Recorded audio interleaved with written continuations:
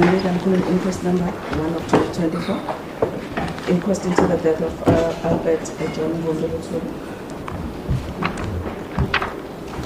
Yes, Ms. Trent. Good morning, my lady. Good morning, everybody. My lady,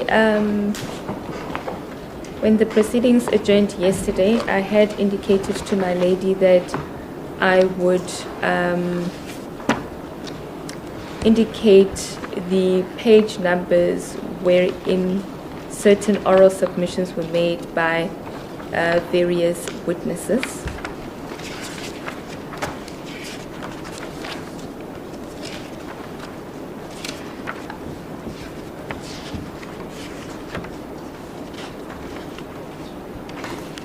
There was a which witness? There was a The stage. inconsistency. Yes, my lady.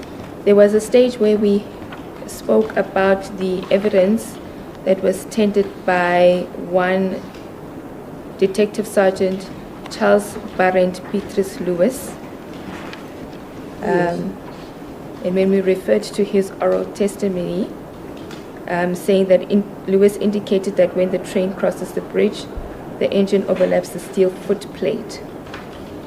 Reference to that, my lady, is on page 454 of Exhibit D at lines 28 to 29. Unfortunately, my lady, one would have to physically count the lines, Yes, I because know they were not indicated on the record.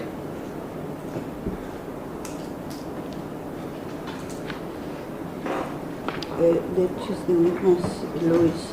Charles Barrent Lewis. Mm-hmm. There was also a time where he testified,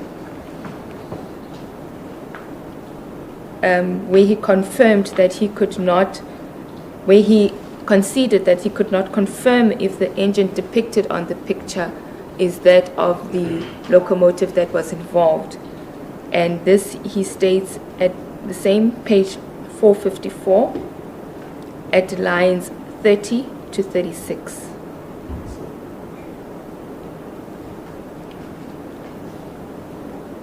Yes, I've got that. Where he could not confirm how long the train was, it is stated on the same page 454 at lines 37 to 41.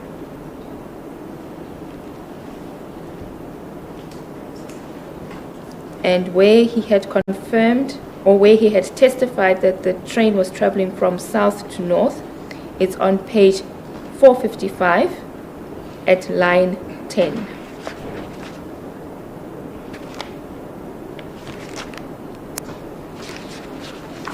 Yes, Mr. Marshall. Sorry to interrupt the proceedings, my lady. There is an initial plea from the members of the class. They are pleading with the State Council to raise the voice a bit. Okay. I will do my best, my lady. Thank you. And Sorry about that. apologies. She will try and raise her voice. And then with respect to the evidence or the testimony of Stephanus Albertus Latachan,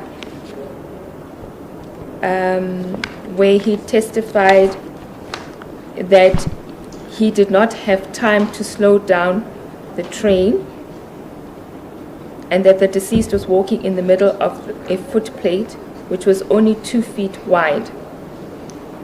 My lady, he stated this on page 464 of Exhibit D at line 12.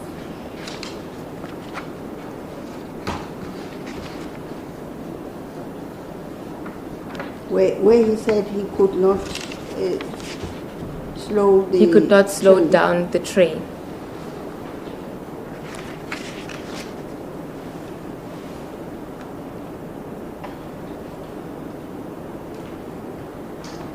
Is that all? Correct, my lady, that is all. Thanks.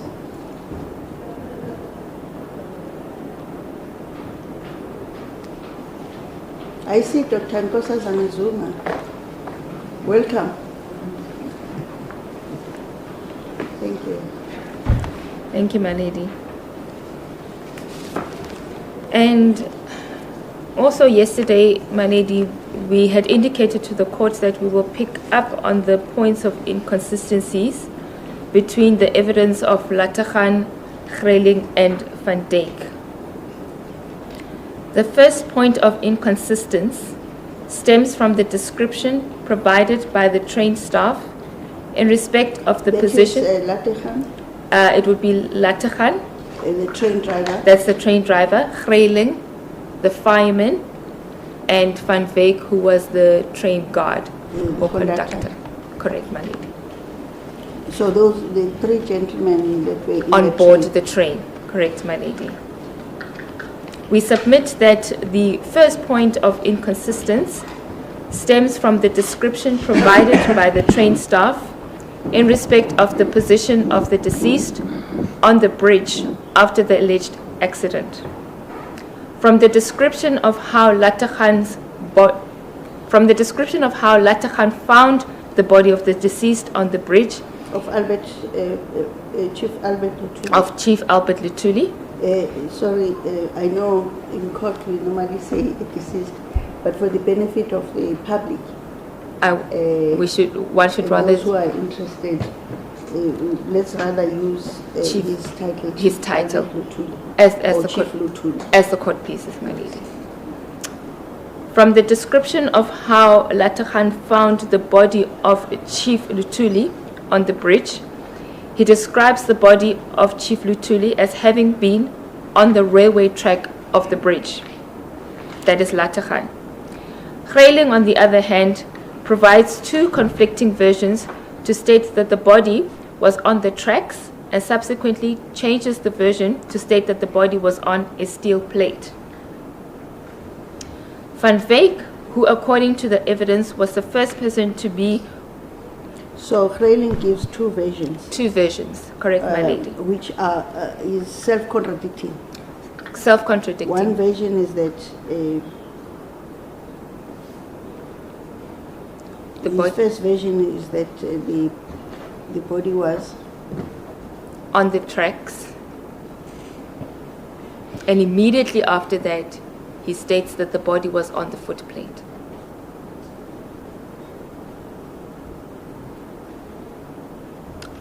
Van Wyk, who according to the evidence was the first person to be with Chief Luthuli immediately after the so-called accident, categorically stated that the body was on the footplate. Van Wyk states that he saw the deceased lying on the walkway of the bridge, as I quote. It should be noted, my lady, Ms. Chen, sorry to interrupt you. Categorically, he says that the body was on the footplate. was on the footplate, and then he saw him walking. I beg your pardon, my lady? Did he say he saw him walking? No. Okay, my lady. This is Van Wyk, the train guard. When he alighted the train to go and inspect what happened, he saw the body of Chief Luthuli on the footplate. Okay. Yes, my lady.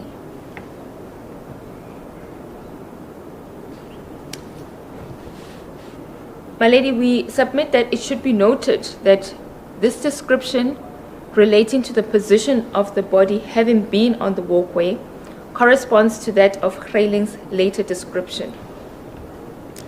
Latachan stated that the body of Chief Luthuli was on the railway tracks and that he had then moved the body of the deceased onto the walkway. Therefore, in accordance with Greling and Van Wyk's statements, we submit that the deceased, or Chief Luthuli, after the alleged incident, was found lying on the walkway as opposed to the tracks as testified by Latachan.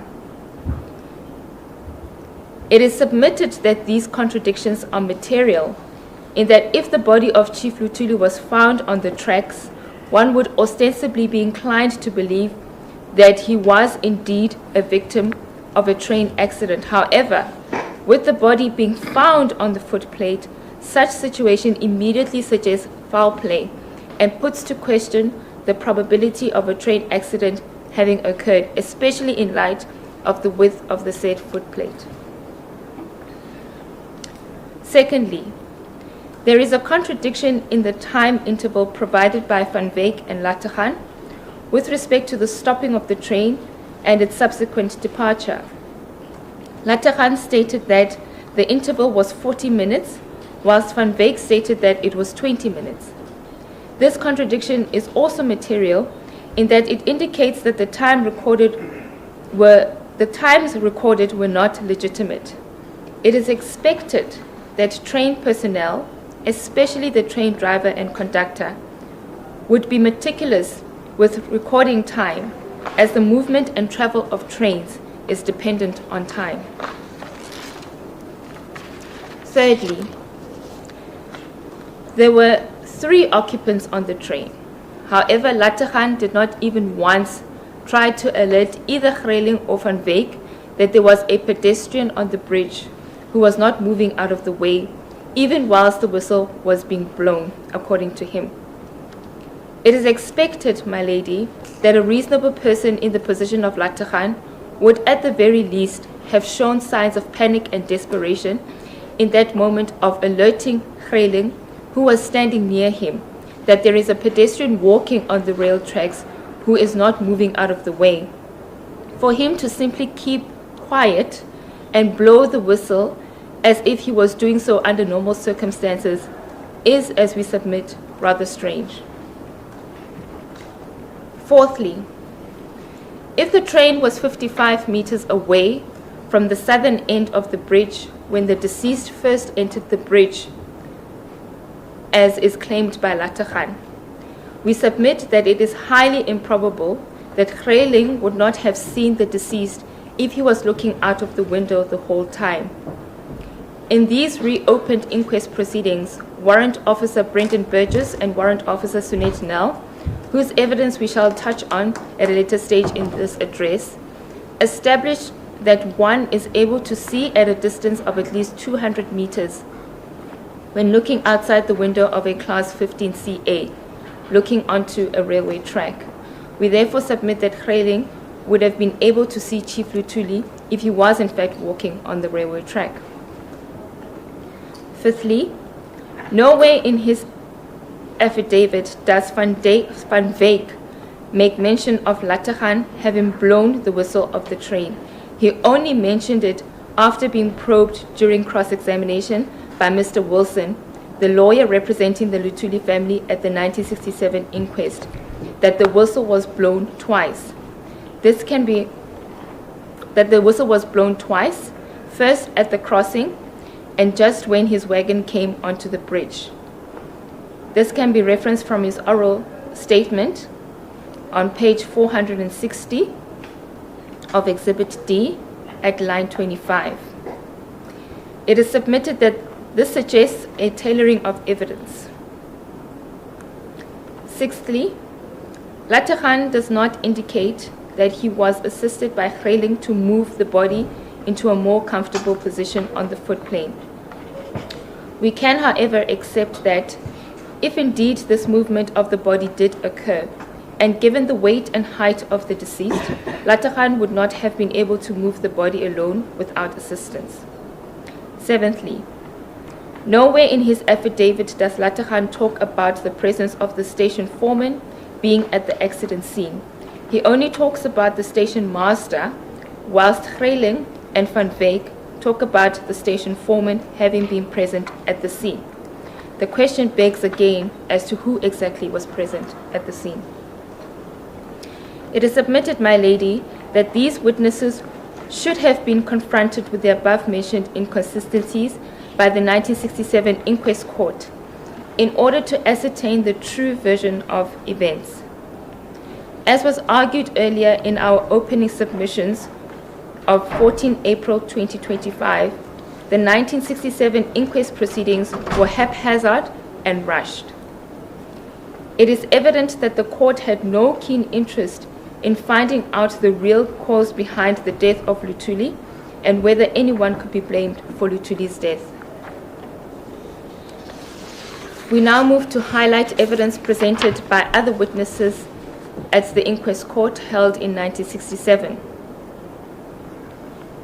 The 1967 inquest records indicate that there were other people who attended to the scene just after the alleged train accident had occurred. Such persons are the station master, that is Andries Leviticus Helmanus Pretorius, the station foreman, who is referred to as Stain. However, the statement of this person was not filed, and neither was he called by the court to present evidence. We became aware of the identity of the station foreman through the affidavit of Detective Sergeant Andries Beatrice Berger. Also present at the scene, according to the evidence presented, was a laborer working on a nearby bridge, Ntsakani Mataba, and an ambulance driver, Peter Francis Babaya. For the sake of completeness and for cross-referencing at a later stage, we move to summarize the evidence of each witness. Summary of the evidence of the station master, that is Andries Lodevicus Helmanus Pretorius. My lady, that statement can be referenced on page 489 to 490 of Exhibit D. In his affidavit, he confirmed that on 21 July 1967, train number 332 passed through Gledhow Station at 10:36 a.m. He stated that shortly afterwards, it's not clear exactly how long afterwards, a phone message was received at the station informing them that a Bantu man had been struck by train 332 on the Umvoti River Bridge. He immediately proceeded to the scene where he found Latachan and Van Wyk standing next to an injured man on the southern end of the bridge. According to Pretorius, the injured man was lying on his back on the steel plate. The injured man had head injuries from which he was bleeding and was also unconscious. Pretorius immediately recognized the injured man as ex-Chief Albert Luthuli. On arrival at the scene, Latachan informed him that the train struck the deceased whilst he was walking over the bridge. Pretorius stated that he saw blood at the place where the deceased lay, but there were no drag marks on the scene.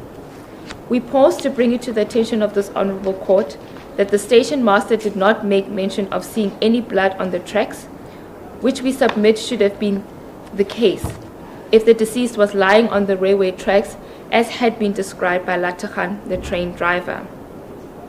We reiterate that Latachan stated that the head of the deceased was on the railway tracks, and we submit that if the deceased was bleeding from the head as described by Pretorius, surely blood from the head of the deceased would have been left behind on the railway tracks. The station master only makes mention of blood on the footplate. After he had obtained particulars from the train crew, Pretorius stated that he authorized for the train to depart. Pretorius then reported the incident to, open quote, trains operating in Durban, close quote. It is not clear who or what trains operating in Durban is and why a report was submitted to it or them. Persons on board the train, the policeman Berger and one Mataba, whose evidence will be summarized next, stated that there was a strong wind blowing. However, Pretorius stated that there was no wind blowing on that day. Summary of evidence of the South African Railways laborer, Ntsakani Mataba. My lady, his statement is on pages 491 to 492 of Exhibit D. Ntsakani Mataba, who shall be referred to as Mataba going forward, presented oral evidence and a written affidavit with respect to the incident. In his affidavit, he stated that on 21 July 1967, he was working on the construction of a new bridge near the Umvoti River Bridge, where the alleged accident took place. According to his oral testimony reflected on page 461 of Exhibit D, at line 18, he was together with another person when he saw the train coming from Stanger entering the Umvoti River Bridge. He was adamant that when the train entered the bridge, the whistle of the train was not blown, as reflected on page 461 of Exhibit D, line 25. However, he conceded that he may not have heard the whistle blow because he was concentrating on his work, and there was a strong wind blowing from the southwesterly direction, as reflected on page 462 of Exhibit D at lines 17 to 19. Mataba stated in his affidavit that just after 10:30 a.m., he saw the station master of Gledhow Station come from the direction of Gledhow and walking towards the bridge. He stated that the station master called him to accompany him. According to Mataba, he accompanied Pretorius to the Durban side of the bridge, and close to the end of the bridge, he saw an injured and unconscious Bantu male lying on his back on a steel plate. Once again, we submit that Mataba is another person from whom there is no mention of the presence of blood on the railway tracks. Mataba stated that the man had sustained head injuries and there was a lot of blood on the steel plate. He stated that when he and the station master arrived at the scene, there were 3 other Europeans at the scene: the train driver, the fireman, and the guard. Mataba stated that he remained on the scene until the ambulance arrived and assisted certain persons to carry the deceased on a stretcher to the northern side of the bridge where the ambulance was waiting. It is not clear who these persons are who he assisted in carrying the deceased on a stretcher. During oral evidence, as referenced on pages 461 of Exhibit D at lines 26 to 41 and page 462 of Exhibit D at lines 1 to 16, Mataba testified that he had on previous occasions been on the footplate of the bridge when the train passed, and that the train makes a lot of noise and would cause the bridge to shake. He further testified that he always heard trains whistle when they entered the bridge, but with this particular train, he did not hear the whistle blow. This is referenced on page 462 of Exhibit D at lines 1 to 16. Mataba further confirmed that he is the individual portrayed on Exhibit J, which was a photograph taken by the Sunday Tribune on 30 July 1967. He informed the court on page 462 of Exhibit D at lines 39 to 41 and page 463 of Exhibit D at line 1 that the place where he is standing on the photograph is the place where the deceased was lying when he first saw him. Summary of evidence of the ambulance driver, Peter Francis Papaya. Reference, my lady, can be made to page 493 of Exhibit D. Papaya stated in an affidavit that on 21 July 1967, whilst on duty at Stanger Hospital, a telephone call was received at 10:40 a.m. for an ambulance to be dispatched to Gledhow Station. We pause at this stage to remind the Honourable Court that according to the statement of the station master, Pretorius, the train passed Gledhow Station at 10:36 a.m. It is curious, therefore, how it is that there was a 4-minute interval between the train passing Gledhow Station and the phone call being received by the hospital. We shall elaborate on this improbability at a later stage in this address. Papaya stated that he proceeded to Gledhow Station with an ambulance assisted and arrived there around 11 a.m. On arrival at Gledhow Station, he was told of an injured Bantu man on the bridge. He and the ambulance assistant then proceeded to the bridge together with the station foreman. We pause once again, my lady, to submit that it is curious to note why the station foreman would at this stage proceed together with the ambulance crew to the scene of the accident when, in accordance with the statement of Van Wyk, who is the train conductor, the station foreman had given an undertaking to take over the protection points. As shall be seen later, in accordance with the evidence of one of the locomotive experts who testified in these reopened inquest proceedings, Mr. Leslie Labuskaghni, the person who takes over the protection points is not supposed to leave those points until such time he receives authorization and information that the accident scene has been cleared. Mr. Labuskaghni further informed this court that protecting the train would on average take an hour. This can be referenced from the record of the current reopened inquest proceedings dated 7 May 2025 on page 34 at lines 10 to 11. On the 7th. On the 7th of May, my lady.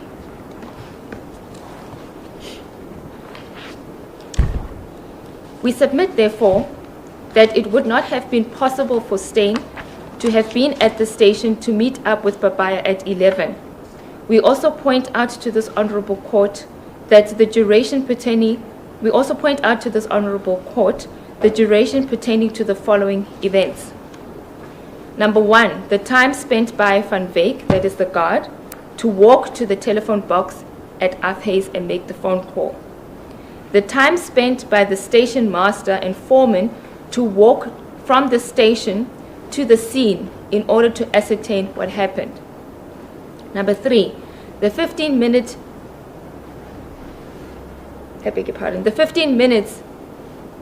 which was spent at the scene by those present, including the station foreman.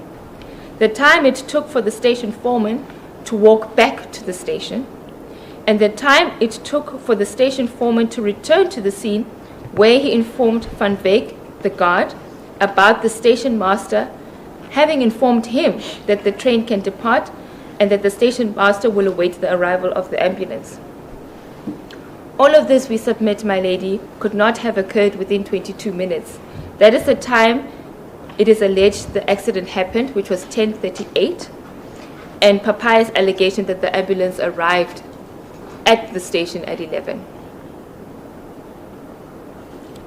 Papaya further stated that he, the station foreman, and the ambulance assistant parked the ambulance on the northern side of the bridge and proceeded to walk to the southern end with a stretcher. Upon arrival at the scene, he found the Bantu man lying on a steel plate. Papaya immediately recognized the injured man as ex-Chief Albert Luthuli. It is not clear how Papaya knew Luthuli to have identified him. According to Papaya, the patient was unconscious, suffered multiple head injuries, and had blood on his face. He was informed, it is not clear by who, that Luthuli had been struck by a train whilst on the bridge. Papaya did not make mention of seeing a train. It is apparent at this stage that the train had already departed. The patient was then loaded onto a stretcher and carried over to the northern end of the bridge where the ambulance was waiting. The patient was transported to Stanker Hospital where, according to Papaya, he was admitted at 11:45 a.m. We pause at this stage, my lady, to remind the Honourable Court that this is inconsistent with the statement of Dr. Mary Gregerson, who stated that she attended to the patient at 11:30 a.m. Even before the patient arrived. Correct, my lady. Papaya stated that he was informed later that day that the patient had died at Stanker Hospital, and he was present at the Stanker Hospital mortuary to identify the body of Chief Luthuli. The identification occurred on the same day the patient died, that was on 21 July 1967. We now move to elaborate on points of inconsistencies and improbabilities between the evidence of the train staff and the evidence of witnesses who arrived at the scene after the alleged train accident, especially in relation to time. Firstly, it was reported by the train staff that the accident occurred at 10:38 a.m. and Papaya stated that the telephone call which the hospital received informing them of the accident occurred at 10:40. This is an interval of 2 minutes between the occurrence of the so-called accident and the receipt of the call by the hospital. It is submitted that this is highly improbable. Evidence shows that Van Wyk, the guard, first went to inspect the deceased as he was lying on the bridge. Then he went to telephone the station master, that is Pretorius, on the telephone box at the Afhays, informing him of the accident. It is submitted, therefore, that this alone would have taken more than 2 minutes. Mr. Leslie Labuskaghni testified as per the record of 7 May 2025 on page 29 at lines 18 to 19 that the telephone at the Afhays would normally be 200 meters away from the train station. Warrant Officer Sunet Nell established that the walking distance between Gledhouse Station and the northern end of the Umvoti River Bridge is 10 minutes. Her evidence can be referenced in the record of 13 May 2025 on page 18 at lines 15 to 17. We submit, my lady, that if Van Wyk was brisk walking or even running to the said telephone box, this conduct would have taken more than 2 minutes.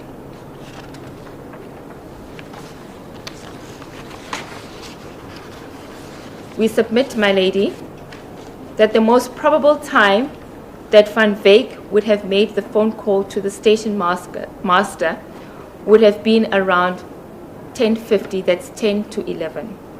This is because when one takes into account that the telephone box, which was at the Afhays signal, would have been 200 meters away from Gledhouse Station, it is probable that it would have taken Van Wyk a total of between 2 and 5 minutes to alight the train and then inspect Luthuli as he was lying on the bridge. This duration is proposed taking into account the detailed description which was provided by Van Wyk pertaining to the clothing of the deceased. Chief Luthuli, I beg your pardon. He most probably would have taken a further 5 minutes to get to the telephone box to ring the station. Therefore, a 10-minute interval from the time the alleged accident occurred to the time the telephone call to the station was made, it is submitted, is most probable. According to the statement of Pretorius, as soon as he received the report from Van Wyk, he immediately proceeded to the accident scene. Van Wyk, which is the guard, in his statement, states that he saw both the station master and station foreman approaching the scene. It is submitted, my lady, that both Pretorius and Steyn would have left the station around 10:51 a.m., that is 9 minutes to 11. Taking into account that the walking distance between Gledhouse Station and the southern and the northern end of the Umvoti River Bridge would have taken approximately 10 minutes and perhaps 5 to 7 minutes brisk walking, Pretorius and Steyn would only have arrived at the scene at around 11 a.m., we submit. It is therefore highly improbable that Papaya would have met Steyn at the train station at 11 a.m. We submit that this is the time which Steyn would have been at the accident scene, together with the station master. According to Van Wyk, he, the station master, and the station foreman were at the scene for 15 minutes, and after that, the station foreman returned to the station. It is submitted that it was at that stage when the foreman returned to the station that the phone call was made to summons the ambulance and the police to the scene. According to the statement of Berger, when he received a phone call from Steyn, that is the foreman, at around, open quote, 10:55 a.m., close quote, Steyn informed him, that is the station foreman, that the person who had been knocked down by a train was ex-Chief Albert Luthuli. It is submitted, my lady, however, that Steyn would not have been aware of who the injured man was prior to him attending to the scene. This is because Steyn and the station master Pretorius first went to the scene to ascertain what was going on. They then stood there for 15 minutes, and after that, Steyn returned to the station. When Steyn returned from the station, from the station the second time. He informed Van Wyk of the identity of the deceased and that the station master will await the arrival of the ambulance. It is submitted that the only inference which can be drawn is that Steyn summoned the police and ambulance at the station before his return to the scene. His arrival at the station would have been well after 11 a.m., taking into consideration the 10-minute walking distance between Gledhouse Station and the northern end of the Umvoti Bridge. We wish to remind this Honourable Court of the evidence presented at the 1967 inquest proceedings, wherein witnesses informed the court that the accident occurred on the southern end of the Umvoti Bridge.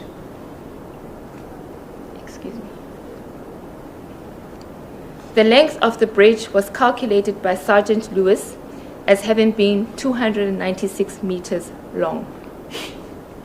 This would have entailed an extra walking distance from the northern end to the southern end, and suggests that the walk from the station to the southern end of the bridge would have been longer than 10 minutes. However, to work with a measurement that is clear and that has been tested by Warrant Officer Sunet Nell, we submit that based on the 10-minute walk calculation between the Gledhouse station and the northern end of the bridge, the station foreman would have arrived at the station at around 11:25 a.m. because he would have left the scene at 11:15, which takes into account the 15 minutes duration that Steyn and others spent at the scene. The ambulance and the police were therefore only called at around 11:25 a.m.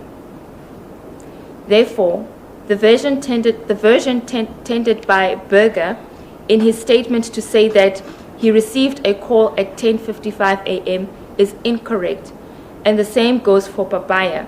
The hospital could not have received a call at 10:40 a.m. This was done to cover up the true version of events as we submit. To further cement the argument that the ambulance was not called immediately after Van Wyk's report, Pretorius in his statement, when he describes the sequence of events, he states as follows. He first talks about being on duty and then receiving a call from the telephone box informing him of a train accident on the bridge. Subsequent to the telephone call, he talks about immediately going to the scene of the said accident to see what happened, and then afterwards he talks about an ambulance being summoned. It is common cause that in those days there were no cellular phones from which one could make an instant phone call. We submit that the call to the hospital would only have been made from one of two places, either the telephone box at the Afhays, which according to evidence is normally placed at 200 meters away from the station, or at the station itself. According to Berger, who was the other policeman, the call was received from the station. These sequence of events, as described by Pretorius, we submit, would have, as per our earlier submissions, taken a considerable amount of time. The question to be answered is why the station master, the station foreman, and the train staff stood there for 15 minutes before the station foreman went back to the station to summon the police and ambulance. It is at this stage we submit that a plan was hatched to cover up the real circumstances of the event. Part of the plan to cover up what really happened was to ensure that the train is not found at the scene. Arguments will be advanced at a later stage with respect to why it is deemed important that the train not be at the scene.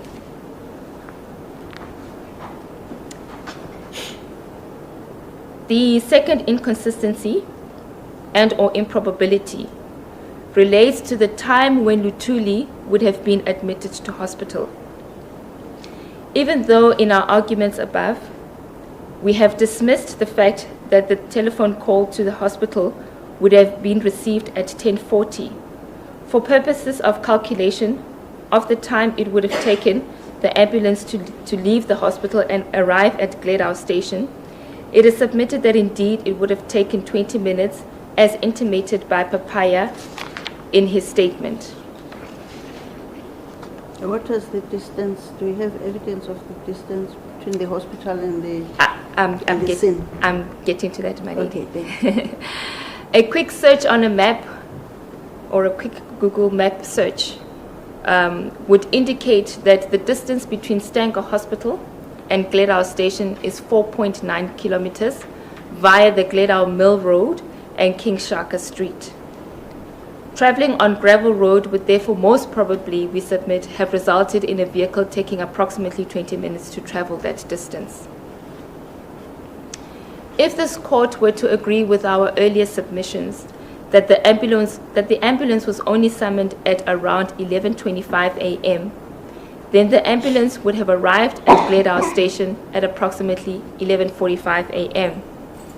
and perhaps taken another 5 minutes to arrive at the northern end of the bridge. So it's 11:25, arriving at 11:45, and then 11:25 at the station. at the hospital. If the ambulance left the hospital at 11:25, Yes, And take the ambulance 20 minutes. leaving. Yes, my lady. The ambulance leaving the hospital at 11:25. and then 20 minutes. 20 minutes later, arriving travel. at the station would Yes. be 11:45. And then you add And then an, another 5 minutes where they had to walk, or where they had to drive again to the northern end of the Umfoti Bridge.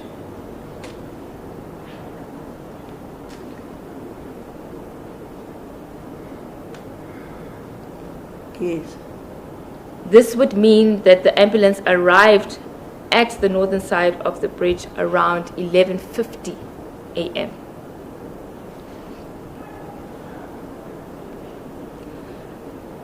Papaya, his assistant, and the station foreman, according to the statement of Papaya, had to walk across the bridge to the southern end with a stretcher. It has been established that the length of the bridge is 963 feet long. That was established by Lewis.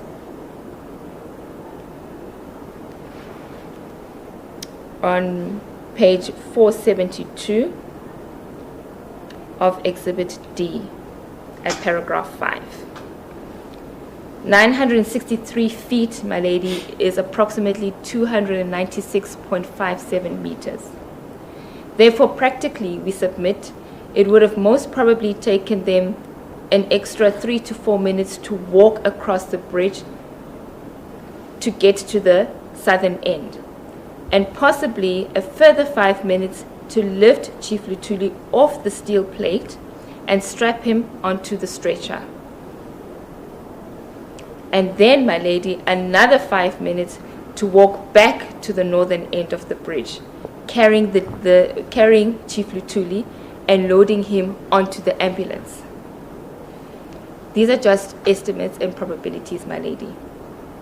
Therefore, probability dictates that the total time which would have been spent on and off the bridge would have been approximately 14 minutes. The ambulance would then have proceeded to Stanger Hospital at around 12:04 p.m. and possibly reached the hospital between 12:30 p.m. and 12:40 p.m. and not 11:45 a.m. as stated by Papaya. So your submission is that the ambulance would have been able, in all probability, to leave the scene from where it had been parked, now carrying Chief Albert Luthuli. At what time? Give or take 12:40 p.m., my lady. And then you add, that is the time when the ambulance Arrived At the hospital. At the hospital at Correct, my 12:40. lady. 12:40. Can be between 12:30 and 12:40, my lady, in all probability. My lady, I see it is 2 minutes to the tea break. Would this be an opportune time? Or Yes, should I it is. proceed? And Papayas, contrary to, so the inconsistency of Papaya's evidence in respect of time is how many minutes apart? If my maths is correct, my lady, give or Papaya take- says he arrived at the hospital. give or take 55 minutes. He says he arrived at the hospital at 11. 11:45 a.m. That's when he states the Chief Luthuli was admitted. So there's a variance of about 55, About 55 minutes, give or take. close to an hour. Close to an hour.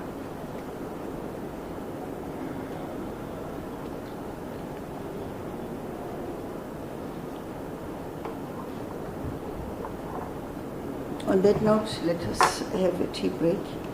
We'll resume at 11:30. Gather those are such careful that we have to again. Or past 11 at the Hello.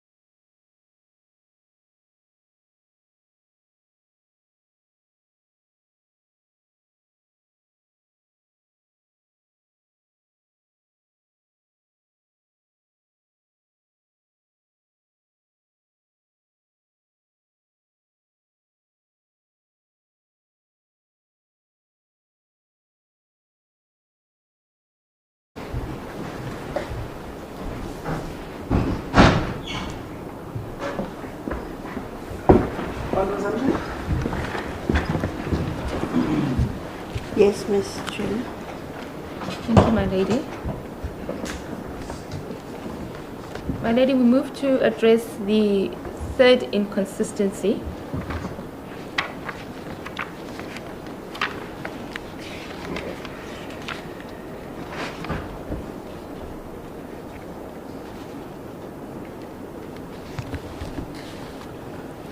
And we submit that the third inconsistency relates to the presence of the train when Mataba and Papaya arrived on the scene.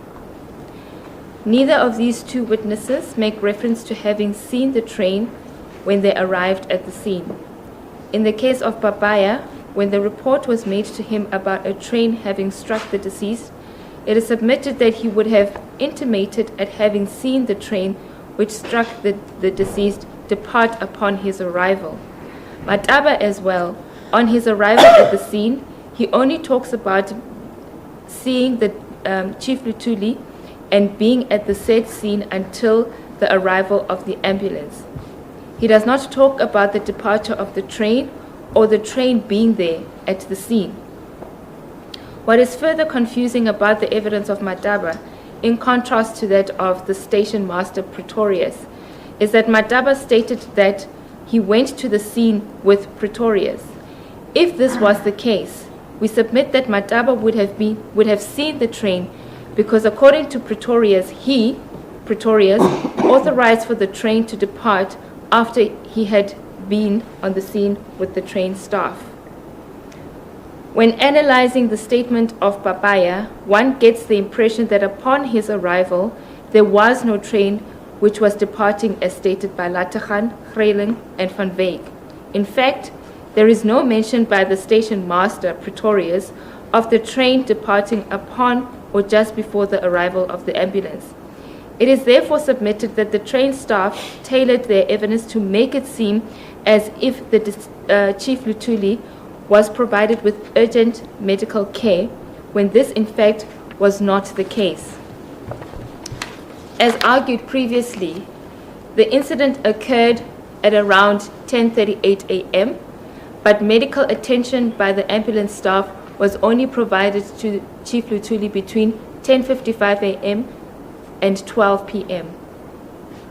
And by the time the deceased received this medical attention, the train had already departed. It is submitted that the instructions were given for the train to depart before the arrival of the ambulance and police, so that probing questions by those acting in good faith would not be raised with respect to exactly how the accident occurred. We submit that those acting in good faith, upon seeing the train, would have established that the train was not involved in a collision with a pedestrian. My lady, we now move to discuss the evidence of witnesses who were not present at the scene.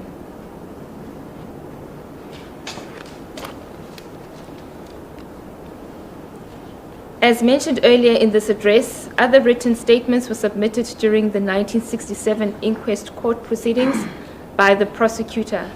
These were statements of Tembinkosi Eric Cleely, marked as Exhibit Q in the said proceedings, Nogukanya Luthuli, marked as Exhibit R, Enes Mfeka, marked as Exhibit S, and Zipi Gumede, marked as Exhibit T. We proceed to summarize the statements of each witness for purposes of completeness and cross-referencing at a later stage. A summary of the statement of Eric Tembinkosi Cleely. My lady, that statement can be found on pages 496 to 497 of Exhibit D. Eric Tembinkosi Cleely, whom we shall refer to as Cleely, described himself as a bus rank manager of Crouchville Bus Services. He further described himself as the grandchild of Chief Luthuli. He stated that on 21 July 1967, he had seen Chief Luthuli standing at a bus stop at 6:30 a.m., wearing a khaki suit and hat. According to Cleely, the deceased was also wearing an eye shield over his right eye, and he stated that the deceased was hard of hearing to the extent that one would have to raise his or her voice when talking to Chief Luthuli. Clearly stated that whilst he was at his workplace, a female aide from Stanger Hospital informed him that Chief Luthuli had been admitted to hospital as a result of an accident. He was requested by this aide, according to him, to proceed to Groutville and inform the family of the accident. Clearly stated that upon arrival at the home of the deceased at 12:20 p.m., no one was home. He waited until 2 p.m. and left without having seen anyone at Chief Luthuli's homestead or the relatives. He then proceeded to Stanger Hospital and upon arrival was informed that Luthuli had died. He accompanied members of the South African Railway Police to Stanger Hospital mortuary, where he identified the body of Chief Luthuli, of the deceased, as being that of his grandfather, Chief Albert John Luthuli. He did not mention what time he arrived at the hospital, with whom of the South African Railway Police he went with to the mortuary, and who at the hospital had informed him of the death. Summary of the statement of Nokukhanya Luthuli. My lady, the said statement is on pages 498 to 499 of Exhibit D. In her affidavit, Nokukhanya Luthuli described herself as a housewife and the widow of the deceased, who was 68 years old at the time. She stated that the deceased had left his home at 8:30 a.m. on 21 July 1967, stating that he was first going to the shop, which he owned near Gledhouse Station on the northern side of the Umvoti River, and thereafter to his plantation, which was on the southern side of the bridge. The reason why he needed to visit his plantation was to monitor how the cane was being cut by the field laborers. When he left home, Chief Luthuli was of good health, according to Nokukhanya Luthuli. The sight of his left eye was impaired to the extent that he could not see with it, but his right eye was extremely sharp, and she opined that this one eye could see better than both of her eyes, especially when he was reading. His hearing was not impaired at all, according to Mrs. Luthuli. She stated that her husband was wearing khaki trousers, shirt, jacket, black shoes, and a hat. She could not remember if he was wearing an overcoat. At around 1:05 p.m., whilst at St. Aidan's Hospital in Durban, waiting for her daughter, Nokukhanya Luthuli stated that both her son-in-law and daughter informed her of Chief Luthuli having been involved in an accident. The daughter and son-in-law had been advised of this by another daughter of Chief Luthuli who worked at the Makod Zulu Hospital in Durban. The information they received was that Chief Luthuli was sent to King Edward VIII Hospital in Durban. Nokukhanya and her children then proceeded to King Edward Hospital, only to be informed that that Chief Luthuli was not brought to King Edward Hospital.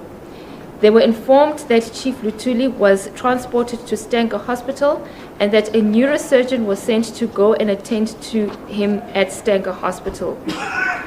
She and her children then proceeded to Stanger Hospital and arrived at 2:25 p.m. At 2:30 p.m., a neurosurgeon from Durban, Dr. Hubert, informed her of the death of Chief Luthuli. She stated that on 19 July 1967, that's a few days before the death of Chief Luthuli, she had advised Chief Luthuli to use the new bridge to cross over the river, as she considered this to be a safer route. She is not certain why Chief Luthuli did not heed to her advice. She stated that in her own mind and that of her family, they were satisfied that the death of Chief Luthuli was as a result of a pure accident. Summary of the statement of Ns Mfeka. She described herself as an employee of the deceased general dealer store in Groutville. On 21 July 1967, she was working at the store when Chief Luthuli arrived at 9:30 a.m. That's on page 500. Oh, I beg your pardon, my lady. That's on page 500 to 501 of Exhibit D. Thank you, my lady. She stated that Chief Luthuli left the store at around 10 a.m., saying that he is going to his sugarcane plantation. When Chief Luthuli left the store, he was in good health, wearing khaki trousers, jacket, overcoat, and a grey-colored hat.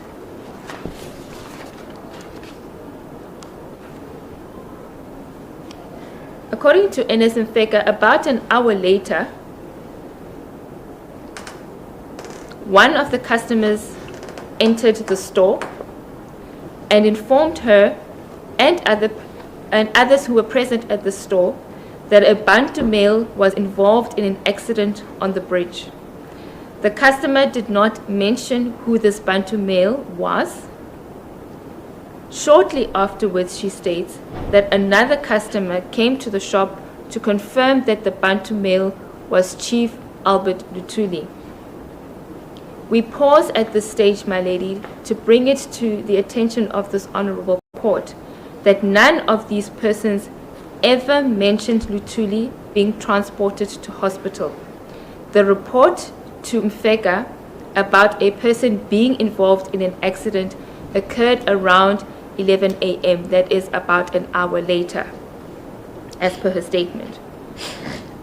This again ties in with our earlier submission that the deceased would only have been taken by the ambulance to the hospital at around 12 p.m.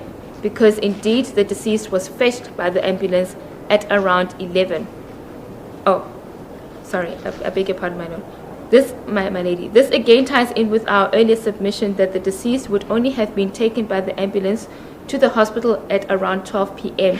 because if indeed the deceased was fetched by the ambulance at around 11, it is most probable that one of the two customers who walked into the shop would have informed Mfeka of that fact. Later, she states, one of the other employees of the store who had gone to the scene of the accident returned to report that Luthuli had been removed to the hospital. It is not clear as to when later is.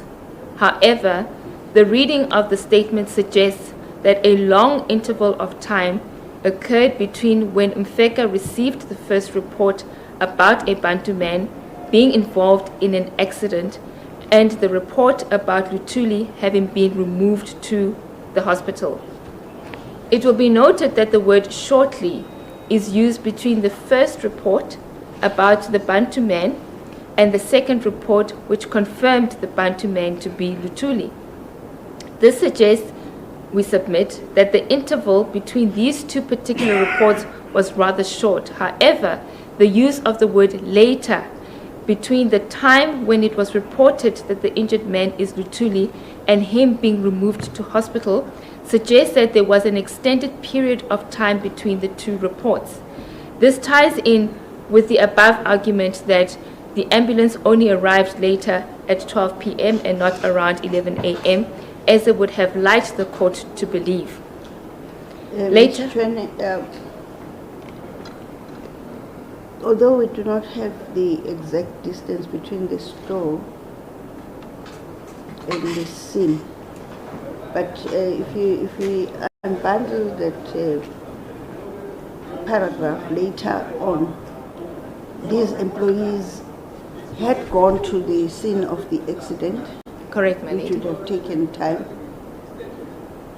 observe what they observed, and then return to the shop. So it's a longer interval than It's a longer shopping. interval. Correct, my lady.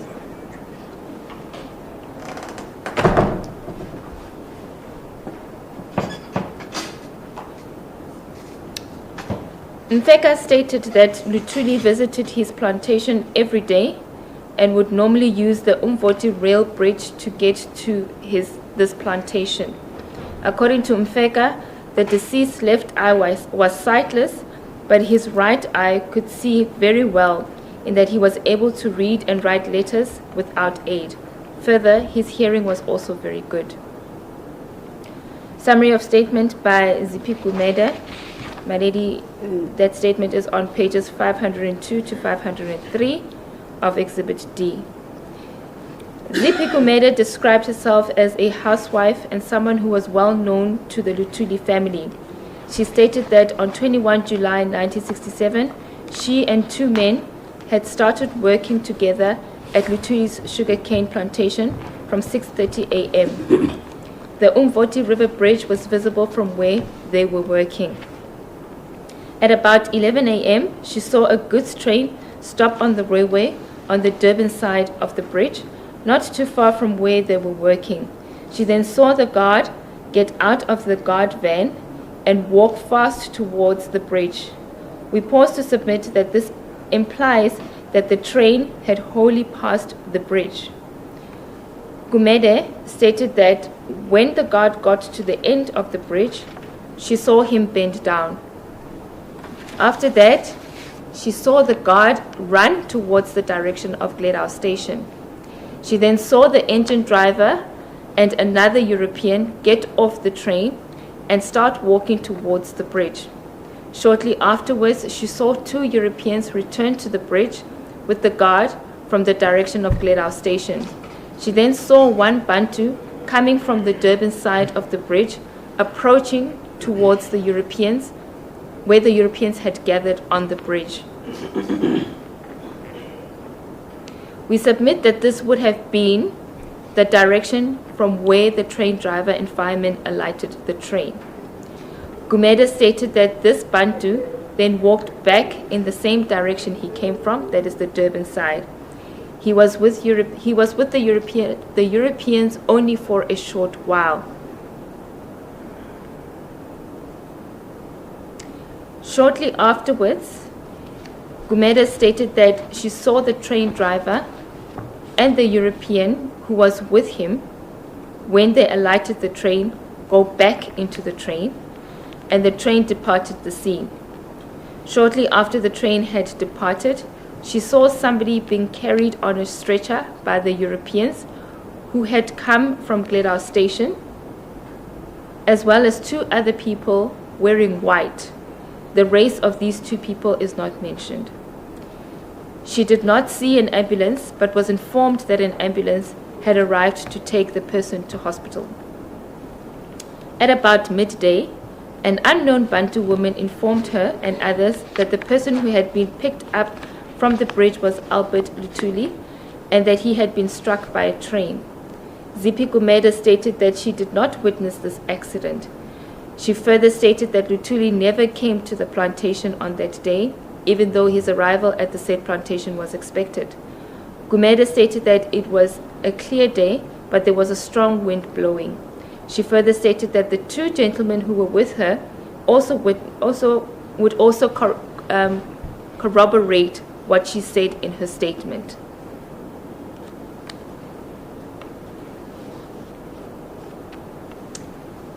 We now move to highlight points of inconsistency between the evidence of witnesses who were present at the scene and those who were not present at the scene.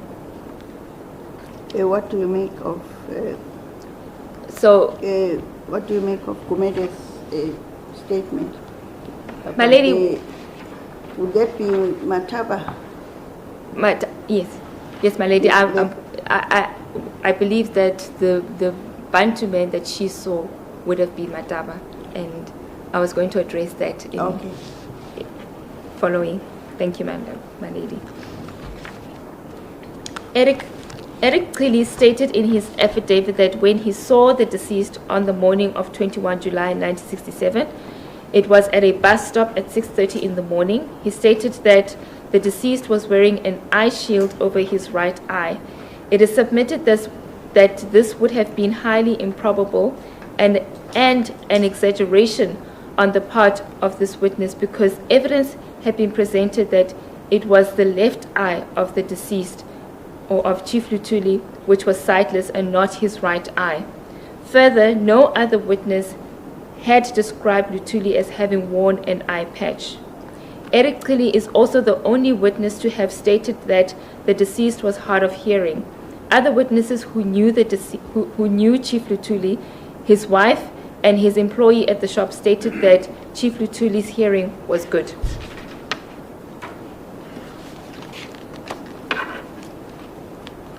Cili further stated that he arrived at the Luthuli homestead at 12:20 p.m. However, if the court is to accept our earlier submission that the deceased was in fact admitted at the hospital at around 12:40 p.m., then this statement by Cili is clearly false, along with his assertion that he was the grandchild of the deceased.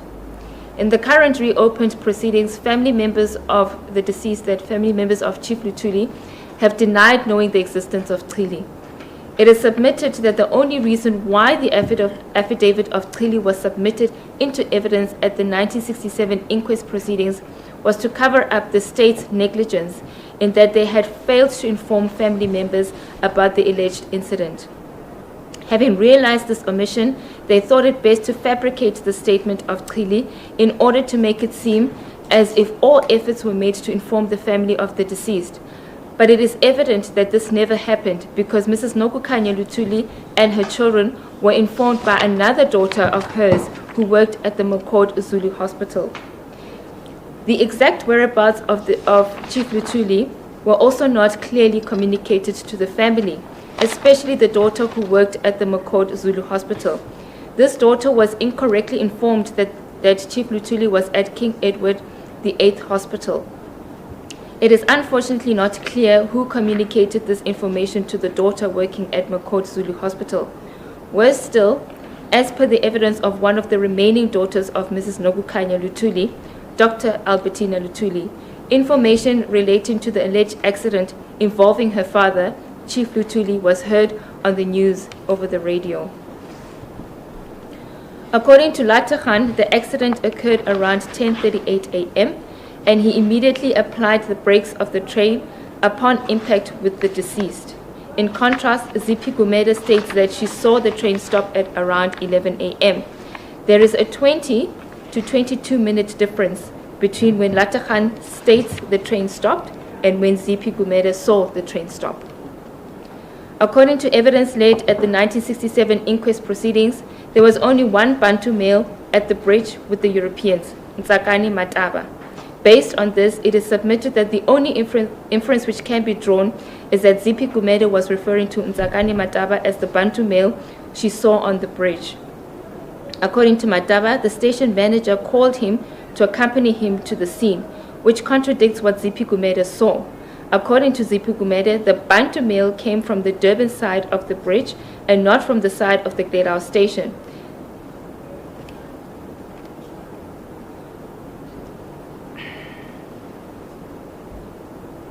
Gledhouse station is the direction from which Van Wyk, Pretorius, and the station foreman came.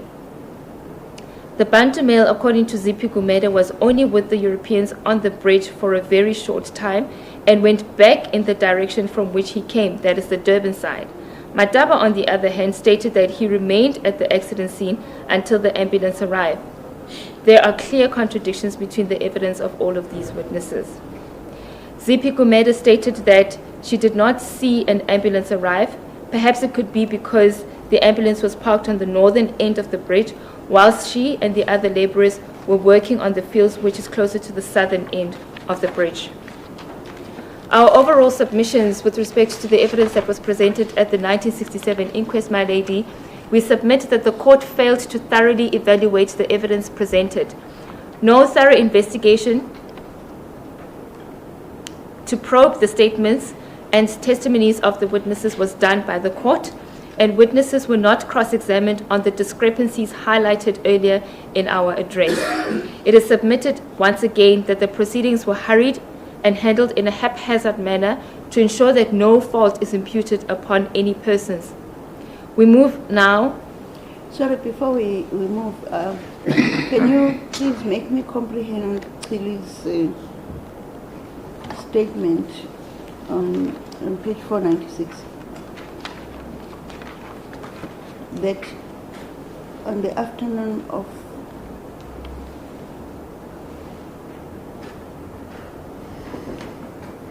on the afternoon of 21 July, he was at his place of employment. Didn't he say that he had seen Chief Albert Luthuli earlier that day in the morning? Correct, that's what he stated, my lady. He Yes. stated he saw Chief Luthuli When? earlier in the morning at the bus stop at 6:30 a.m. But then contrast that to Mrs. Nokanya Luthuli, who says that on page 498, that Chief Luthuli left at about 8:30. Is it probable that Philly would have seen him at 6:30 in the morning when he only left home at 8:30? So which Highly- version do you think is most probable? Highly improbable, my lady. And I did think about that aspect, my lady, and I'm glad that my lady is raising it. I believe that the most probable version would be that of Mrs. Nokukanya Luthuli. Yes. One Philly To- also lied that this is his grandfather. I don't know for what Yes. reason. Because none of the family members who later testified know before who this he court is. That's knew who he That's the is. first point. And my lady, for him to be wandering around from 6:30 a.m. until he reaches the store at 9, that's about 3 hours. What would he have been doing wandering around for close to 3 hours? So it is most probable, because he informed his wife, according to the statement of Mrs. Luthuli, that he is to go to the store first, and then from the store he would go to the plantation. There is no indication that he would go anywhere else. Therefore, for me, my lady, I find it that it would be improbable for him to be wandering around Groutville for 3 hours, Waiting for what? waiting for the unknown. You mean Chief Luthuli, Chief Luthuli, my lady. being a diligent person who follows a certain routine. Correct, my lady. And the other aspect is about him, that is Philly, going to Chief Luthuli's home at about 12:20. Besides the fact that contradicts the evidence of Papaya as to when exactly Chief Luthuli got to the hospital. He says there was no relation of his at his home. Then what do you say about Philly going there on a mission to inform the members of the family about this tragic occurrence, but then still wait until 2? That would be about one and a half or 1 hour 40 minutes. My lady, it boggles the mind, because if my lady is to remember the evidence that was presented by Mrs. Velemina Luthuli, she stated that she proceeded to the hospital, and she was adamant that it was before midday that she was at the hospital. So she is one of the first people who knew about Chief Luthuli being at the hospital. And she doesn't say that she was informed by this TV. No, my lady. So the one wonders why then Chile would be sent to go and inform the family, when according to the evidence of Mrs. Luthuli, Mrs. Velemina Luthuli, already she and her other, I think, brother and sister-in-law were at the hospital. In fact, to the extent that they were trying to speak to Chief Luthuli, but he could not speak back. So they were there. So why it is that Chidi would be sent to go and inform the family, inform which family which was present at the hospital? Whereas they were already They were already at the there. hospital. Correct. And then in the next paragraph, he says later on the same day, he accompanied members of the SA Railway Police, where he doesn't say how he got into contact with them, Correct, my to lady. the Stenger Hospital mortuary. And there was shown the body of the Bantu male adult, which I identified to the hospital authorities as being that of Chief Albert Luthuli. Now, the authorities at the hospital must have known by then Correct, my lady. that this is Chief Luthuli. Albert Luthuli. So why would Kili be the one who says to them, Exactly, my Chief lady. Albert Luthuli? Those who were present at the hospital could have been taken by the police to go and identify the body of Chief Luthuli. There was no need for Eric Kili to be called from work to come and identify the body. And we know from evidence on the post-mortem report that Van Zyl did the post-mortem examination while the body was still warm. Correct, my lady. So there wasn't any doubt as to who this person is. Correct, my lady.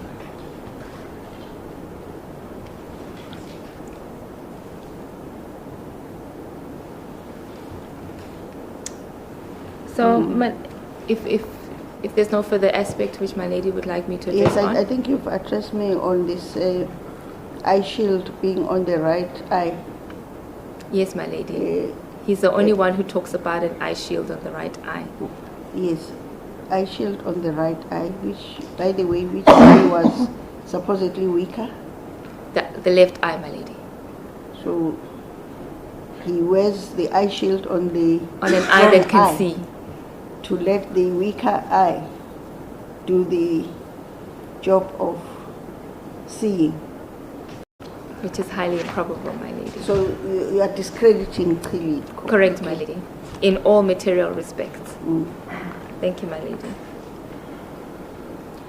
We move on.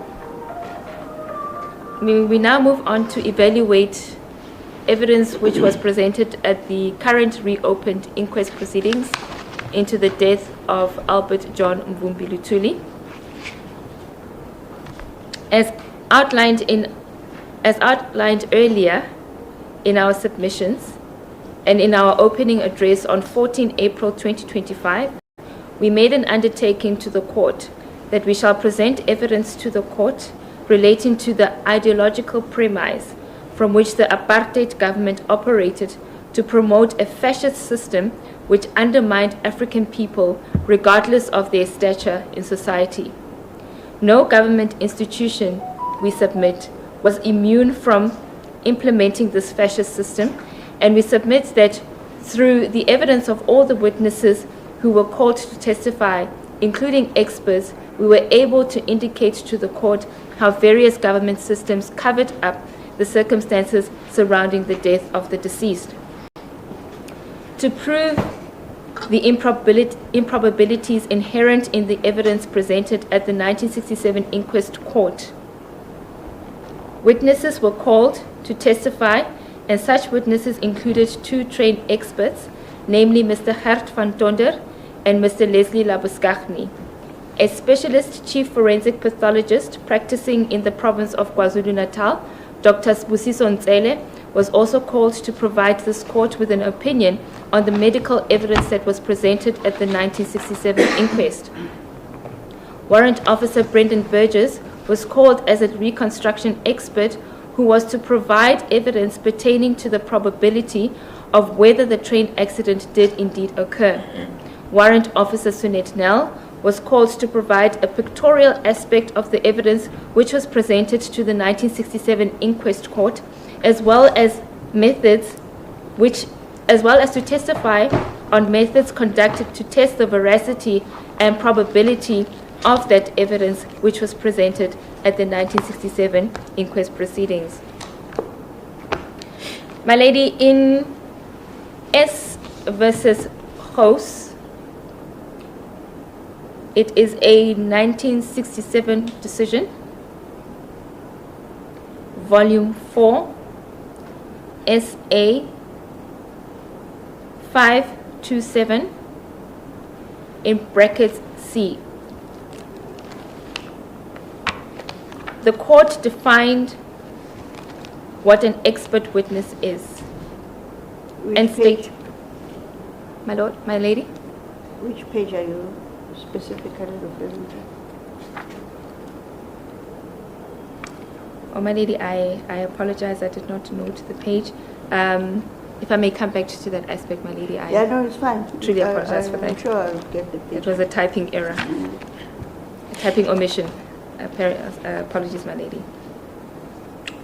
The court defined an expert witness and stated as follows: an expert witness is a witness who possesses knowledge in a specialized field and whose function is to assist the court in arriving at a correct decision.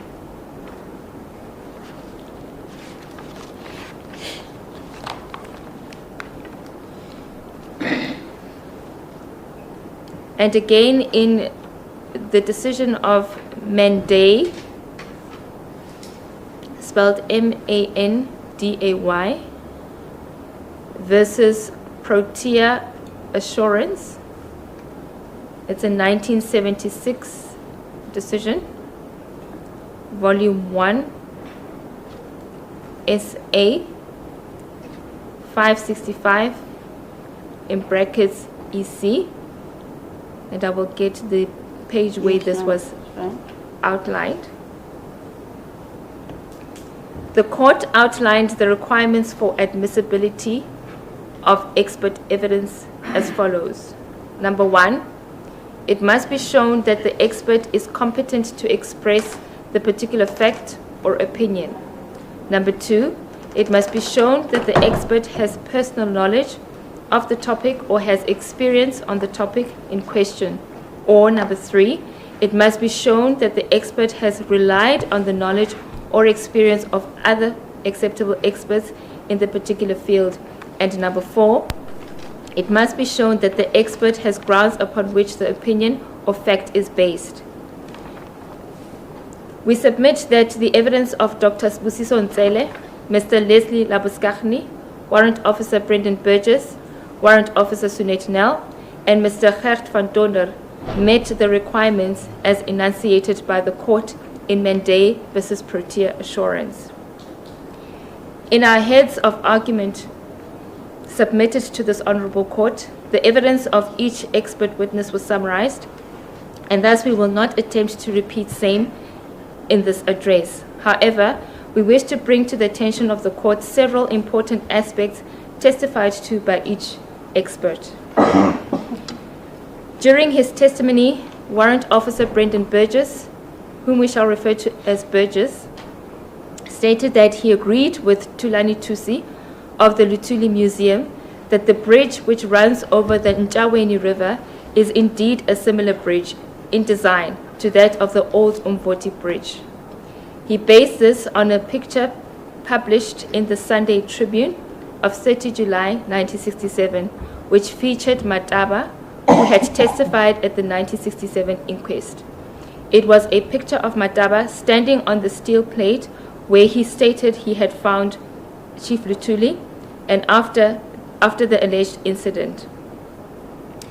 It is the same picture which was confirmed by Mataba at the 1967 inquest, which the court had accepted as Exhibit J. The picture also formed part of the Luthuli Museum archives, which is attached to the statement of Mr. Thusi marked as Exhibit N in these proceedings. Further, the measurements of the walkway of the similar bridge compared to those of the old bridge had a minute difference of 4 centimeters. It is therefore submitted that the calculations done by Burgess for reconstruction purposes, having used a similar bridge, are credible. The bridge running over the Nchaweni River thus became the basis for the reconstruction of the scene, as well as other source documents. Burgess took it as a fact that the alleged incident took place on the southern end of the Umvoti River bridge because all witnesses who were present at the scene placed the scene at that point. Burgess then analyzed the injuries noted by the 3 medical practitioners, Dr. Gregerson, Dr. Van Zyl, and Dr. Hubert. Burgess then plotted the injuries noted by each doctor onto a diagram of a body and made comparisons. After examining the injury patterns of Chief Luthuli, Burgess criticized the eyewitness account of the locomotive driver, Latachan. Burgess observed that there was no injury on the right shoulder of the deceased, and yet Latachan stated that the deceased was struck on the right shoulder by the corner of the cab. In light of the position of the buffer on the Class 15CA locomotive, Burgess formed the opinion that the deceased would first have been struck by the buffer located in the front of the train before being struck by the corner of the cab. The next step which Burgess followed was to establish if an accident did indeed occur. Burgess determined that the only way in which an accident could have occurred, resulting in the type of injuries that were sustained by the deceased, is if the deceased was walking in the same direction as the locomotive, with his back to the locomotive and not walking towards the train. For this to have occurred, Burgess submitted that the accident would have been on the northern end of the bridge and not on the southern end, as described by witnesses in the 1967 inquest proceedings. An analysis of the description which Latachan gave in respect of how the deceased was found on the track, Burgess testified that the deceased would have had to have fallen between the coaches in order to be in that position. But to do that without sustaining injuries all over his body, including the face, Chief Luthuli would have had to fall between the carriages at the exact same speed as that of the train. Based on his expert opinion, Burgess believes that it is highly unlikely that the deceased would have fallen between the coaches of the train. We therefore submit that it is improbable that the body of Chief Albert Luthuli was lying on the railway tracks as described by Latachan. The next factor which Burgess wanted to determine was the possible point of impact. Taking into consideration where the train actually stopped, Burgess calculated that the train driver Latachan would have applied the brakes between 170 and 180 meters from the north entrance of the bridge. He could not have applied the brakes at that point of having struck the deceased as he claimed, according to Burgess. Burgess was of the opinion that Latachan... I think you must slow down a bit. Oh, I apologize, my lady. Let me try and slow down. Let me start again and slow down. Apologies, my lady. Taking into consideration... You see, Ms. Chene, we have people who came here because they are interested to hear.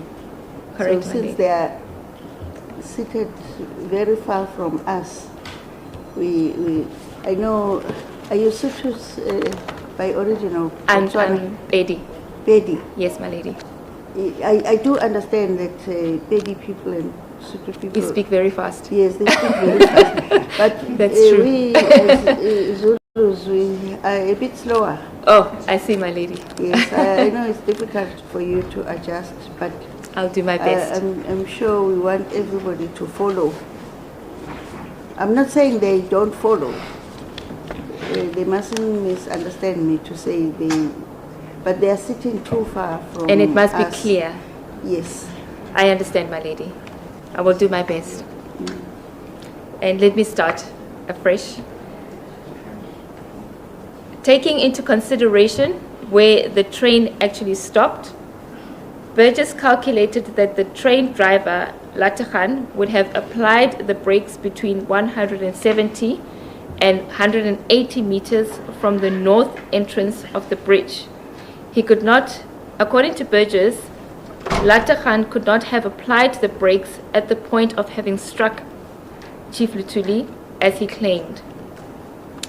Burgess was of the opinion that Latachan must have seen something or someone already lying on the train tracks and then applied the brakes at that point, which would have been between 170 and 180 meters before the entrance to the northern side of the bridge. However, Burgess further states that for the train to have stopped where it did, the train would have had to travel at a speed of 20 kilometers per hour, and therefore the probability of the impact having occurred on the southern side of the bridge is highly unlikely. We submit, therefore, that a train accident did not occur. The deceased did, however, or Chief Luthuli did, however, endure a ruthless attack, a ruthless assault, which we will substantiate at a later stage.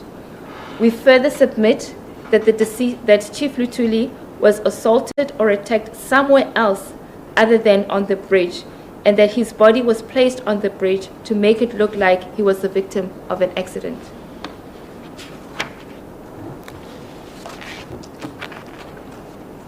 Burgess also attacked the credibility of the version provided by Latachan with respect to the motions of the deceased when he was allegedly struck by the train. Latachan stated that he saw Chief Luthuli spinning and falling between the tracks.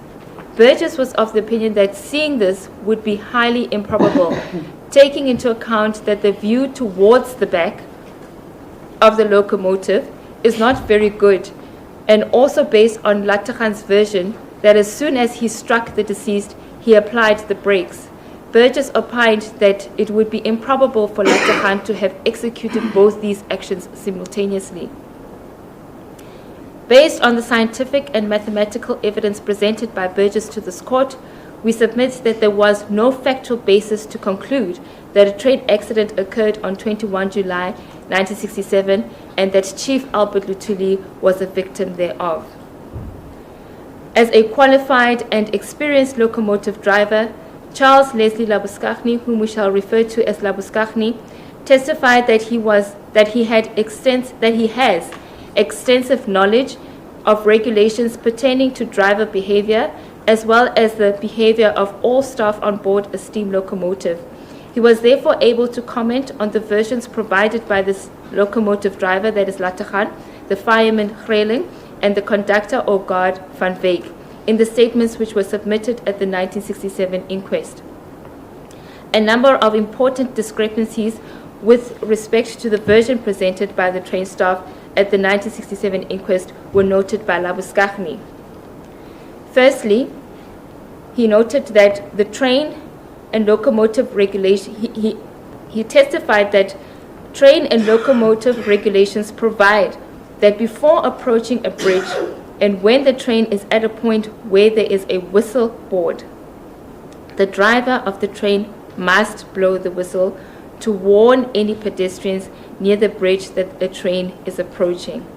Secondly, with respect to the fireman Greling, who stated that he was looking outside of the train the whole time, Labuskaghni submits that Greling would have seen a person walking on the bridge if there was indeed one.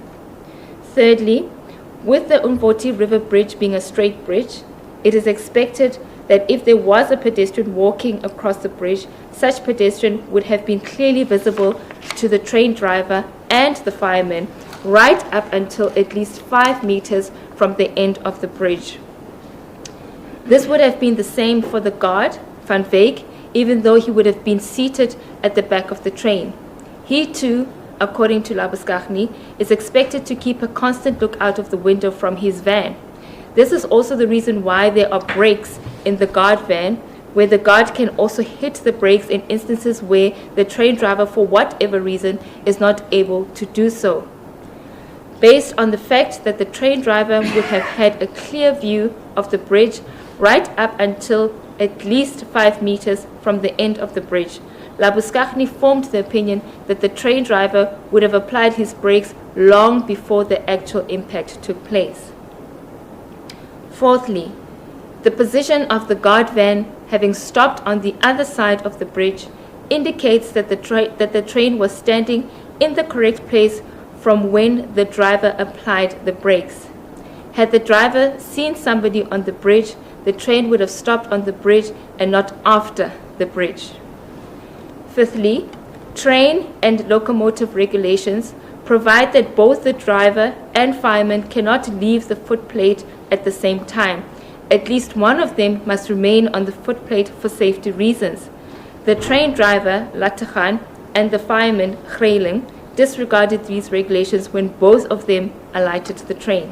Can we clarify that according to the speed of the train vis-a-vis the time when the brakes were applied, it would then presuppose that the train stopped after The bridge. crossing the bridge, except that the guard van was still slightly onto the bridge.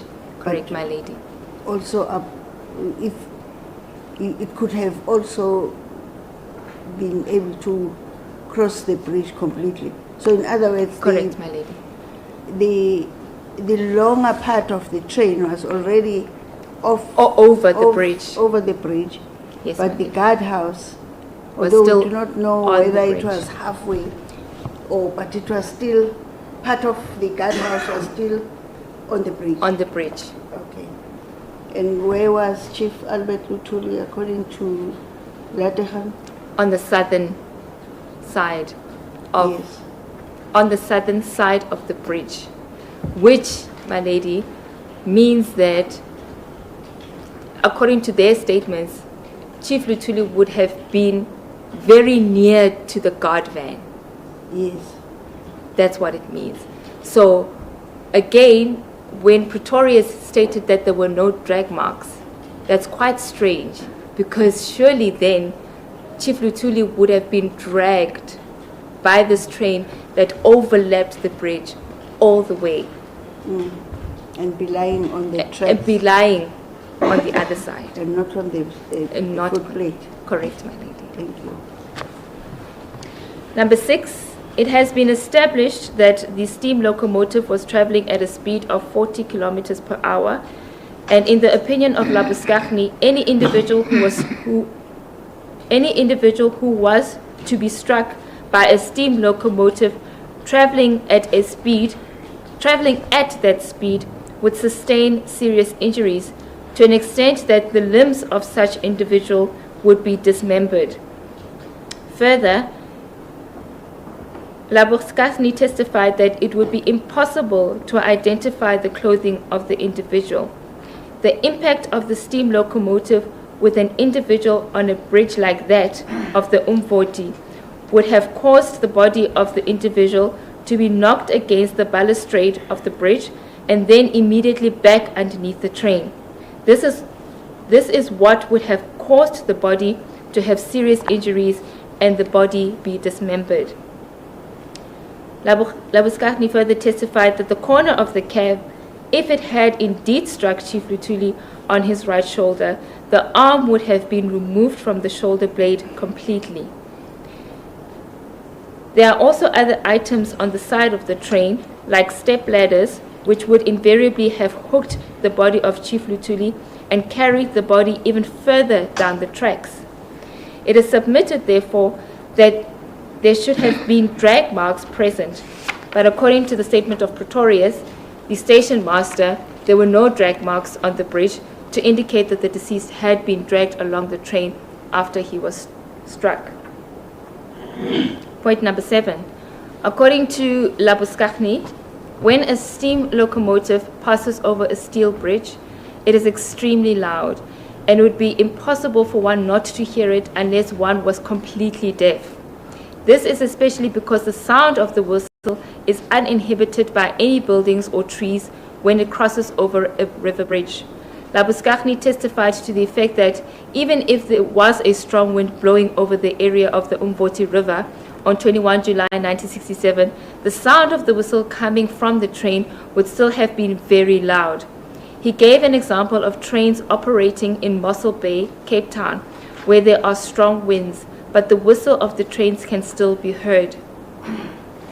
The whistle must be blown, according to Labuschagne, for 5 to 10 seconds when entering a bridge.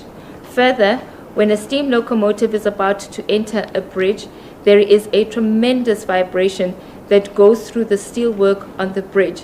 Therefore, at the very least, we submit, if Chief Luthuli was walking along the bridge, he would have felt the vibrations which would have alerted him of the oncoming train. Point number 8. Labuschagne submits that the measurements given by Lategan to the investigating officer were too coincidental, especially the measurement of the guard van having stopped directly at the 46.5-mile marker. He submits that this is coincidental, taking into account the coefficient friction and brake force of the locomotive. Labuschagne was of the opinion that those measurements were given in order to coincide with the vision of the driver. Point number 9. Regarding the distance which the guard would have covered in protecting the train, the distance would have been a total of 3,000 320 meters, coupled with the conversations that Van Wyk would have had with the station master and foreman, would in all probability, according to Labuschagne, have taken an hour. Labuschagne further testified that it was highly irregular for the guards to have left the protection point to go back to the scene of the alleged accident.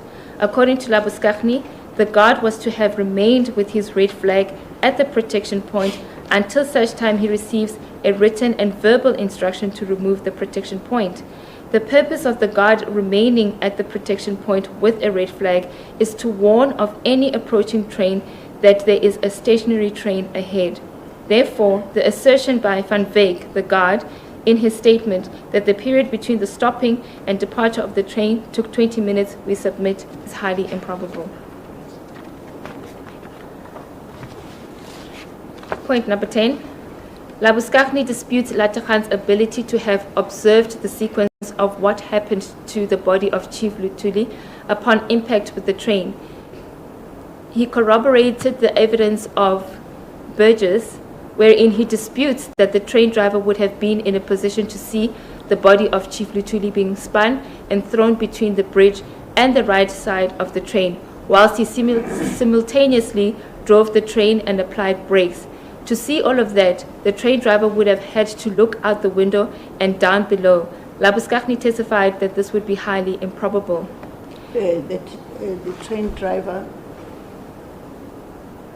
would have had the opportunity to look at what is happening to the victim. Correct, my lady. And at the same time see the end result of where he lands, having spun around, all of that. Everything. So Labuschagne disputes that version. He disputes that version as And a trained, he supports Burgess. and he supports the statement of Burgess that it would have been impossible to actually have seen it. Lastly, given the speed of the locomotive, the impact having been at 40 kilometers per hour, the body having been knocked between the side of the bridge and the train, Labuschagne maintained that it would have been impossible for Chief Luthuli to have still been breathing when personnel arrived at the scene. According to Labuschagne, the impact would have killed him instantly. Let me take that note, and then we can break. You My want lady? to enter into another arena now, because I heard you say lastly. In terms of what? In terms of Labuschagne. Labuschagne. Yes, my lady.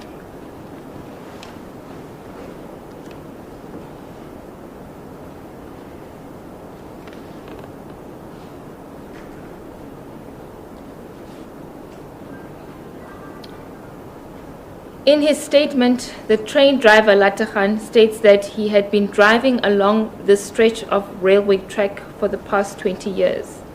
This suggests, we submit, that Lattegan knew that stretch of railway track very well.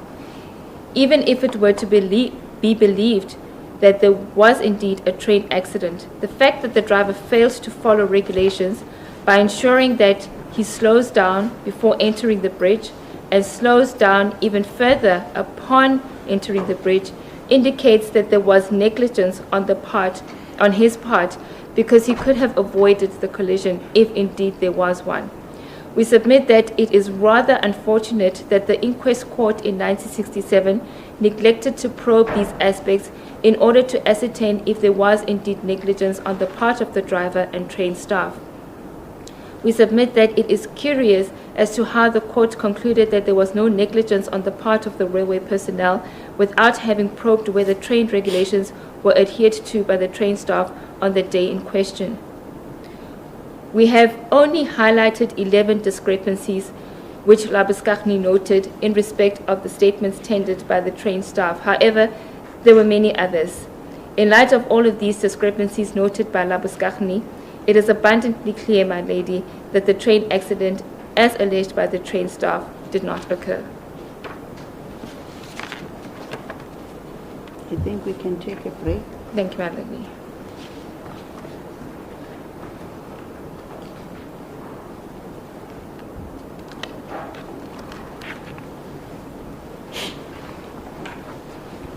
At this point in time, we'll take a lunch adjournment. We'll resume at 2:15. So that's okay for the minutes. 2:15 now.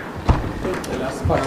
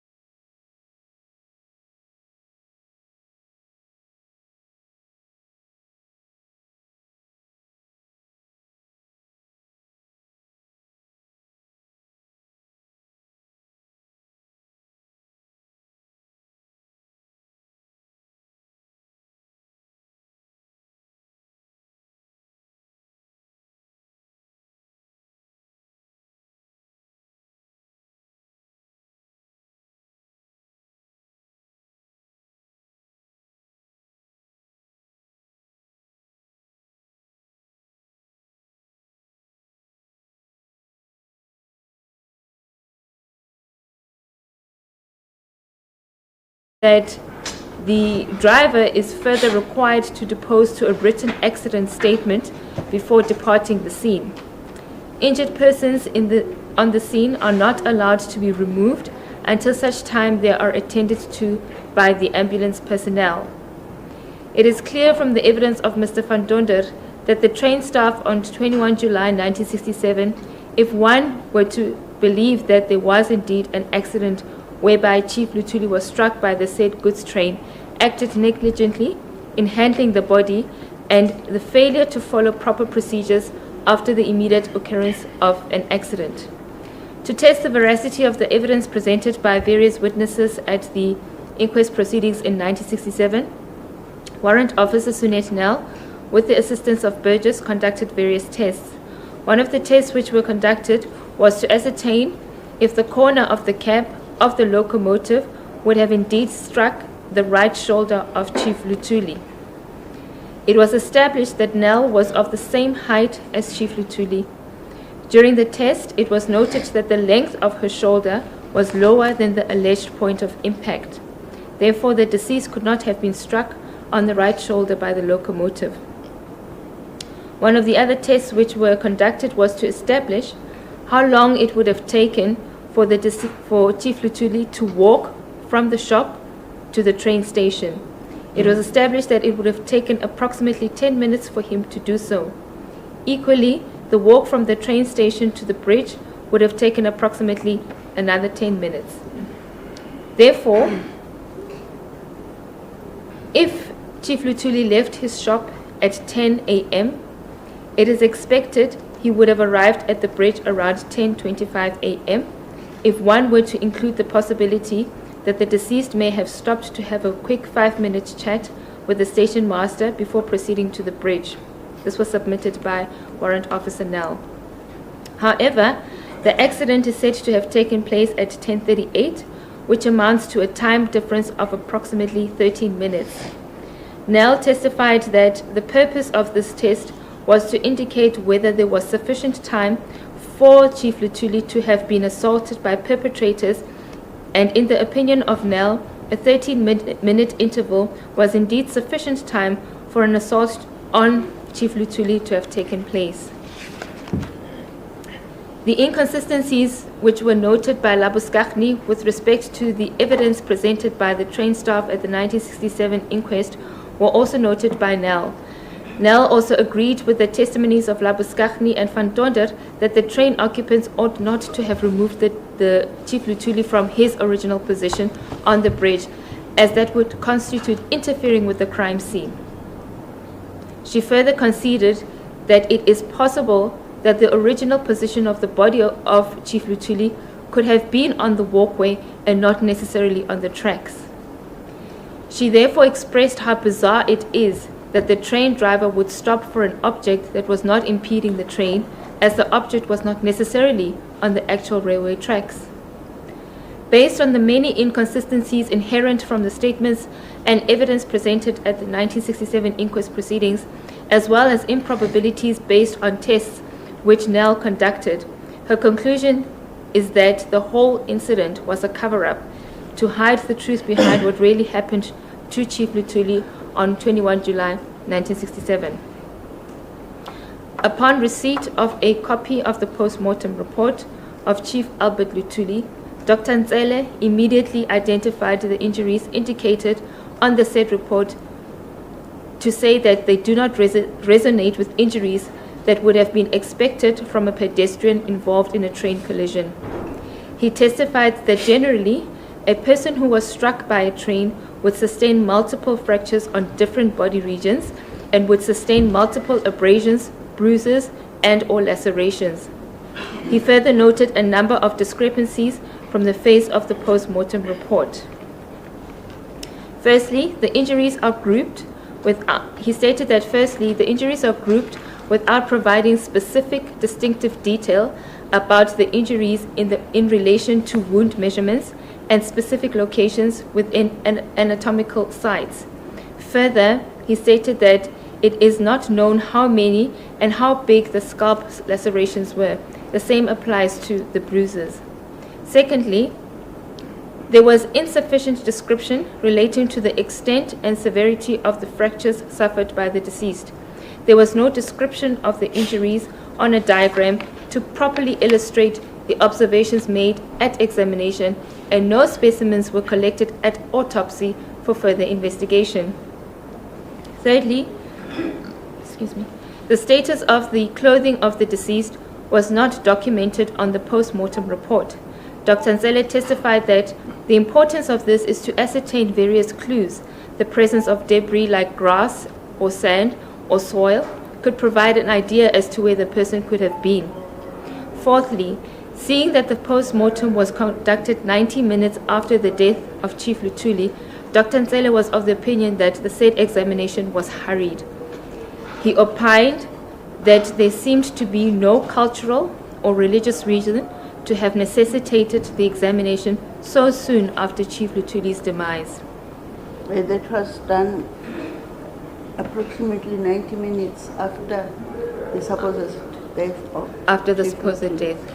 Correct, my And lady. according to Dr. Van Zyl's note, the body was still warm. Warm. Correct, my lady. So you say there was no need to hurry. There was no need to rush, my lady, because like in the instances of, for example, perhaps religious reasons where maybe the deceased was, for example, maybe of a specific religion, wherein the following day he would have to be Or buried. same day. Then it would explain the hurried, or it would explain why the post-mortem would have to be hurried. But in this case, And it was done even if the family wasn't there either. correct, my And lady, yet they had the medical practitioners. the family was not even present at the post-mortem examination. And in this case, Chief Albert Luthuli was Christian, and his burial occurred, I believe it was 2 weeks after. Yes, I think so. Yeah, I think it was on the 30th of, Yeah, towards the if end I of remember, July. yeah. So there was actually no need to rush the post-mortem examination. Dr. Nzele also analyzed the evidence presented at the 1967 inquest proceedings. With respect to the evidence of Dr. Gregerson, he noted that she omitted to observe the X-ray records, even though from her statement she had ordered for them to be done.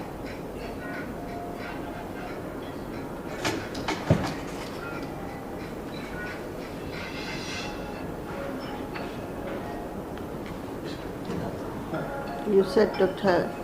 Gregerson omitted to consider X-ray. X-ray records, Of- even though it is apparent from the records that she had ordered for the X-rays to be conducted on Chief Luthuli. Dr. Nzele stated that this was a measured omission, since it would have illustrated the number of location of rib fractures. Dr. Nzele testified that X-rays also provide an objective observation of internal injuries. Further, the failure by Dr. Gregerson to state whether the fracture on the left elbow was simple, complex, or complicated did not help in ascertaining the amount of blunt force which could have caused the type of injury. Dr. Gregerson, who is said to have been the treating clinician, also failed to mention how many units of blood transfusion was administered to the deceased. According to Dr. Nzele, this was important for her to mention so that the deceased's level of cardiovascular deterioration could be ascertained. On the aspect of clothing, Dr. Gregerson had averred that there were no marks of dragging on the body, but his clothes were torn and dirty.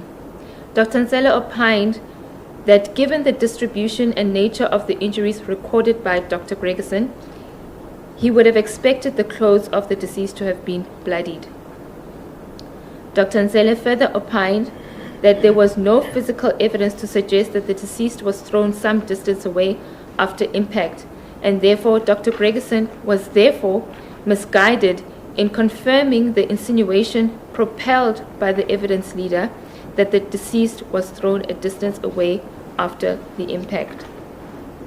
We digress to mention that given the evidence which was presented at the 1967 inquest proceedings, that the accident occurred on the bridge, it is submitted that the possibility of Chief Luthuli having been thrown some distance by the impact is extremely far-fetched. Dr. Nzele states that evidence of the deceased having been thrown some distance by the impact would have been in the form of dragging abrasions, extensive bruises, varied lacerations all over the body, as well as a fracture of the skull cap. In analyzing the statement of Dr. Hubert, the neurosurgeon, it could be ascertained from his observations of the X-rays that the deceased suffered extensive skull fractures, a fracture of the left elbow and 9th rib. In the opinion of Dr. Nzele, it is apparent that the rib fractures were not significant to have led to the death of Chief Luthuli. However, Dr. Nzele found it surprising as to how Dr. Hubert could have concluded in his statement that the deceased not only died as a result of head injuries, but as a result of chest injuries as well. Dr. Hubert himself stated it was not possible to ascertain whether there was an associated hemothorax. This means he was not able to ascertain if there was bleeding in the chest. The only injury he could see was a fracture to the 9th rib. It was the respectful submission of Dr. Nzele that the conclusion reached by Dr. Hubert did not make sense at all. It is submitted by the state that this conclusion was reached by Dr. Hubert, Dr. Gregerson, and Dr. Van Zyl. This conclusion, which was reached by Dr. Hubert, Dr. Gregerson, and Dr. Van Zyl, was an attempt to paint a picture of severe injuries to the chest having been suffered by the deceased in order for it to tie in with the notion that Chief Luthuli was indeed struck by a train. Despite the paucity of detail and the hurried manner in which the post-mortem examination was done by Dr. Hubert, wherein horizontal lines were just drawn. Dr. Van Zyl? Apologies, my lady. Dr. Van Zyl. Yes, Thank you for the correction, my lady. Wherein horizontal lines were just drawn through the entire sections of the said report, Dr. Nzele also criticized the manner in which the 1967 inquest court dealt with the evidence of Dr. Van Zyl. He opined that the fact that Dr. Van Zyl was only asked 2 questions during the inquest proceedings was unusual. Further, in the opinion of Dr. Nzele, the court failed to ask clarity-seeking questions from Dr. Van Zyl so that he could supplement the shortcomings which were evident from the face of the post-mortem report. Further, the court did not ask him to comment on the presence or absence of internal injuries or other parts of the body. Dr. Nzele was of the opinion that the post-mortem report as a whole was substandard and also lacked detail with respect to the type of brain hemorrhage which was suffered by the deceased. This information, according to Dr. Nzele, would have been crucial in ascertaining the possible cause of the hemorrhage. Further, the extent to which the internal organs were affected was not noted by Dr. Van Zyl. In analyzing the statement of Papaya, who is said to have been the ambulance driver, Dr. Nzele criticizes the fact that clinical records by the ambulance crew were not attached to the statement of Papaya. Dr. Nzele testified that this information would have assisted in ascertaining what the deceased's clinical status was when he was being treated by the paramedics. Regarding the quality of medical attention which was provided to Chief Luthuli, Dr. Nzele believed the deceased should have been transferred to King Edward Hospital in Durban, which was better equipped to handle patients who had suffered head injuries. He testified that this was quite evident from the fact that a decision was reached by the treating doctors that a neurologist had to be called. It shall be argued that the decision not to transfer the deceased to King Edward Hospital was deliberate. In commenting on the version of the train driver to say that Chief Luthuli was struck on his right shoulder by the corner of the cab, Dr. Nzele testified that he would have expected the whole arm of Chief Luthuli to fall off, given the speed at which the train was traveling, as well as its weight. Alternatively, Dr. Nzela would have expected there to be fractures in the area around the right shoulder, which would have caused damage to blood vessels and the lung.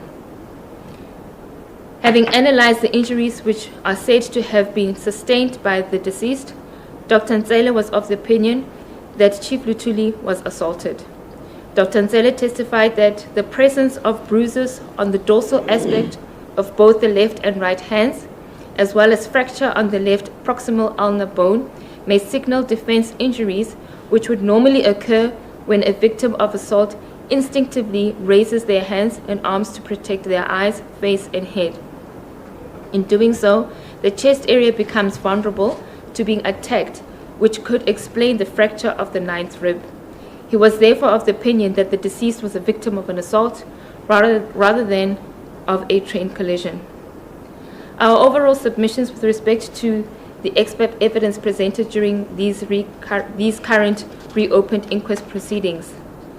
We submit that it is evident from the reading of the 1967 inquest proceedings that Chief Albert John Luthuli was not provided with much needed emergency medical care. All state departments whose duty it was to see that emergency medical care was administered deliberately failed in their duty. The Gledhow station master, who was informed about the alleged accident, instead of immediately phoning the hospital and police, elected to first go to the scene.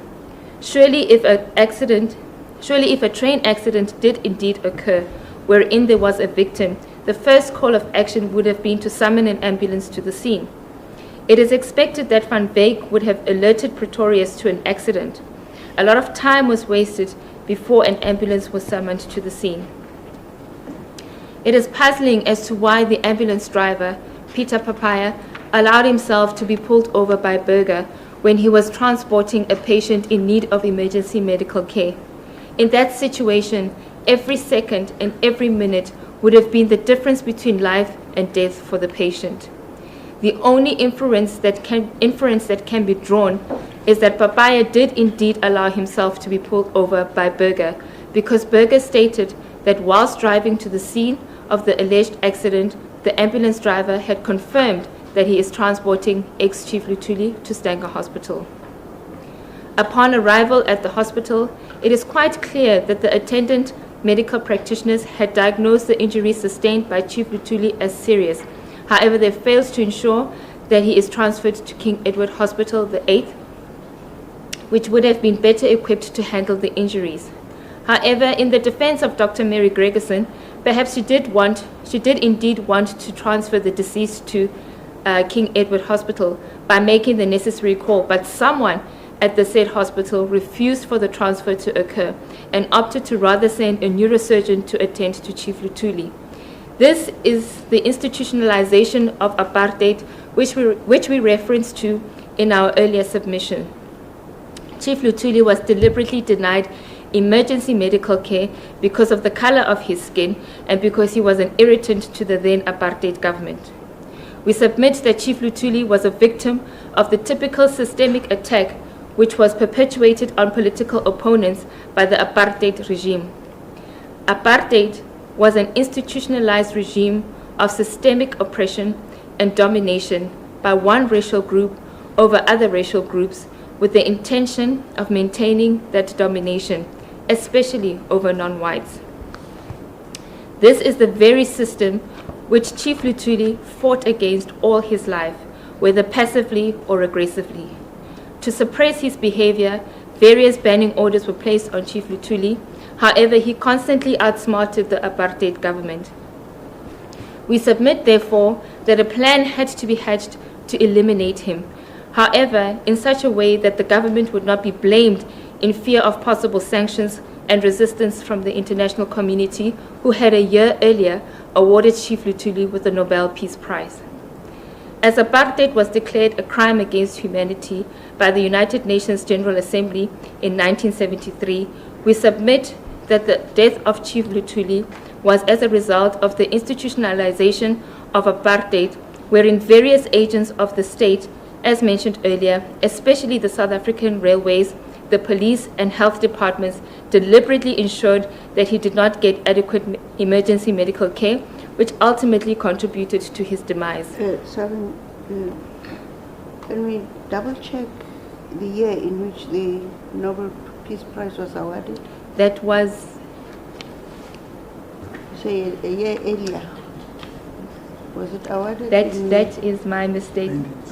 It was in 1961. Yes. A year earlier, what happened was the visit by John F. Kennedy. Kennedy that came Robert to Kennedy. Robert John Kennedy.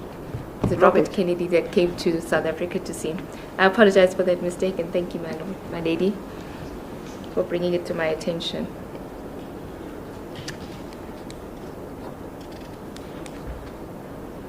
As apartheid was declared a crime against humanity by the United Nations General Assembly in 1973, we submit that the death of Chief Luthuli was as a result of the institutionalization of apartheid, wherein various agents of the state, as mentioned earlier, especially South African railways, the police and health departments, deliberately ensured that he did not get adequate emergency medical care, which ultimately contributed to his demise. The South African police, who constantly surveyed the movements of Luthuli, went to great lengths to cover up the truth behind what led to his death by roping in officials from South African Railways and Department of Health. We submit, therefore, that Chief Luthuli was a victim of apartheid, a crime against humanity. And that is the end of my submissions, my Thank lady. you, Ms. Chairman. Unless if there's anything else that my lady would like me to address her on. Yes, I think I'll see Mr. Simon and Mr. Noble, how far they cover, then we can always go back. As the court pleases, my If lady. there is any need to clarify. Yes. As the court pleases, my lady. May I be excused from my colleagues? I'll hand over to Advocate Msimbango. Mr. Msimbango. It's 3 o'clock now. Mr. Junior, the senior prosecutor in this matter, As the court pleases, my must tell us whether we must carry on as the court pleases, or my we lady, my can lady. adjourn for the 2 advocates to address us. As the court tomorrow. pleases, my lady. My lady, I would move an application to have the proceedings adjourned until tomorrow morning at 10 o'clock to afford my 2 colleagues sufficient time to prepare themselves for addressing the court tomorrow. Thank you, that is in order. These Thank you. proceedings are therefore adjourned to the 15th of October 2025. We will reconvene at 10 o'clock. Udaba lihleleke ukuthi liqhutshwe kusasa nalo ngehora leshumi ekuseni. As the court pleases.